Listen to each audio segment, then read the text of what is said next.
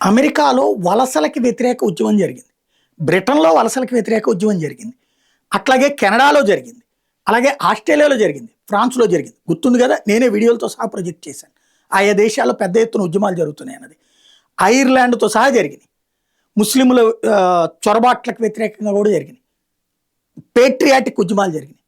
మన దేశంలో ఉన్న ఏ ఇన్‌ఫ్లుయెన్సర్ అన్నా దానికి మద్దతు ప్రకటించారా? వాళ్ళకి అనుకూలంగా వీడియోలు చేసి మీ ప్రజలందరికీ మేము మద్దతుగా ఉన్నామని చెప్పారా? మన దేశంలో ఉన్న నేతలు ఎవరైనా చెప్పారా?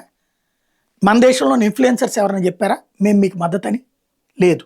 బట్ వాళ్ళ దేశాల నుంచి మాత్రం మన దేశంలో జరిగినటువంటి ఆఫ్టర్ ఆల్ ఒక నీట్ అంశం మీద ఉద్యమానికి మద్దతుగా దాన్నేదో జాతీయ పోరాటం కింద ప్రొజెక్ట్ చేస్తూ వీడియోలు చేస్తున్నారు. పెద్ద ఎత్తున ప్రొజెక్ట్ చేస్తున్నారు. అంటేనే ప్రపంచవ్యాప్తంగా ఒక కుట్ర జరుగుతోంది. డీప్ స్టేట్ కథ ఇట్లాగే ఉంటది. శ్రీలంకలో అట్లాగే చేశారు, నేపాల్ అట్లాగే చేశారు, బంగ్లాదేశ్‌లో అట్లాగే చేశారు. తర్వాత ఆ దేశాలు సంకనాగిపోయినాయి. ఇట్లాంటి ఉద్యమాలు, ఇట్లాంటి సపోర్ట్‌లు వీటిని నమ్ముకున్నటువంటి యువతరం చివరికి ఎటూ గాని నడి రోడ్డు మీద గానుగెద్దుల్లాగా బతుకుతున్నారక్కడ.